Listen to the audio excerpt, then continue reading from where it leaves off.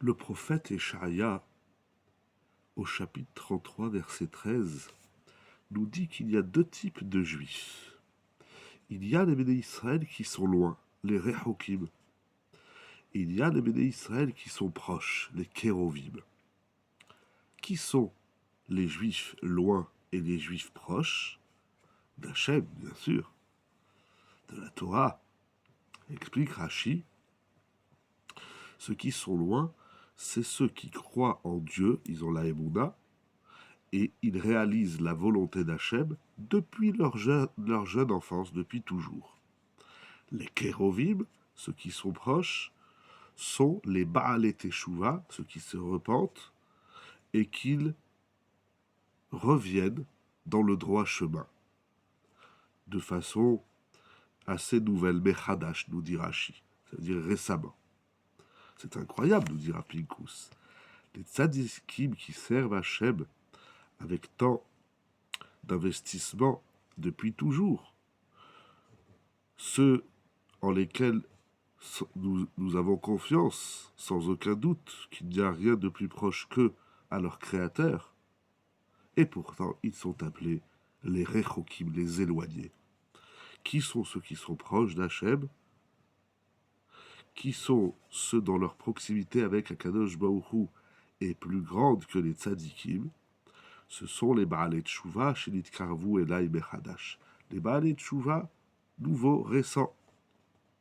Ces Baalei Teshuvah-là, qui viennent d'arriver, qui viennent de rejoindre la voie d'Hachem, le prophète les appelle les Krovim, ceux qui sont proches d'Hachem. Bien évidemment, on ne peut que s'étonner, nous dit Rav Pinkus. Pourquoi les Baalei Teshuvah sont-ils plus proches de leur Créateur que les tzadikim? C'est une question très forte. Le sabbat de Keleb écrit une idée fondamentale des plus essentielles dans notre rapport à la Torah, au mitzvot et à Kadosh Baruch Hu. Il dit la chose suivante. Un homme de 40 ans qui est au Beth Knesset, qui tient le Chumash et qui lit la Torah, Bereshit, Bara, Elohim, il lit le Chumash. Bien souvent, il le lit sans aucun élan, sans aucune émotion. Pourquoi? Parce qu'il dit le Chumash comme un enfant de 5 ans. Qu'est-ce que cela veut dire? Cela veut dire que lorsqu'il était enfant, alors au Cheder, à l'école, on lui a enseigné le Chumash. Et voilà que lorsqu'il va grandir et avancer dans sa vie, il va rester avec cette lecture qu'il a eue lorsqu'il était enfant. Cette lecture primaire, celle qu'on enseigne à un enfant de 5 ans. Et toute sa vie va grandir avec cela.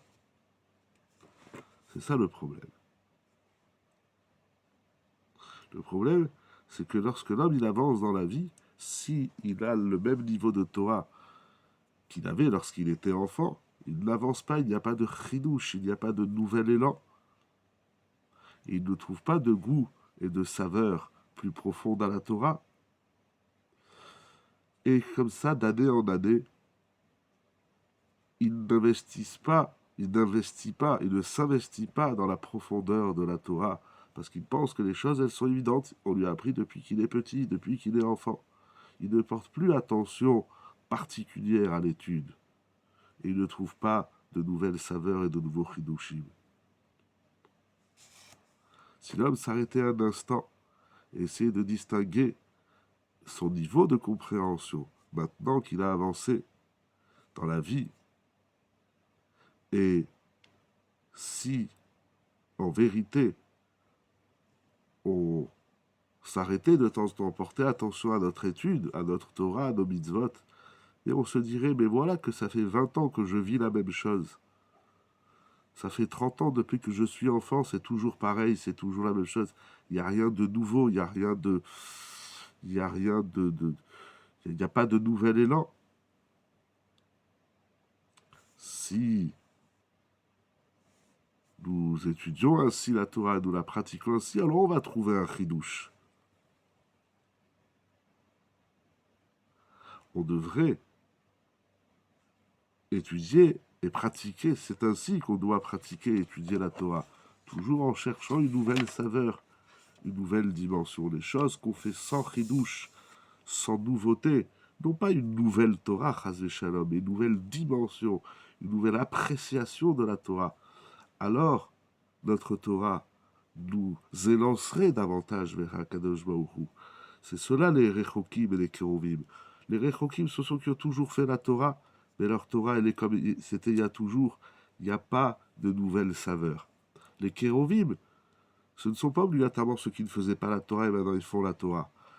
Les Baalei Tshuva, c'est ceux qui chaque jour, chaque étude, chaque mitzvah, ils lui donnent une nouvelle dimension, ils découvrent dans la profondeur de la Torah une nouvelle dimension.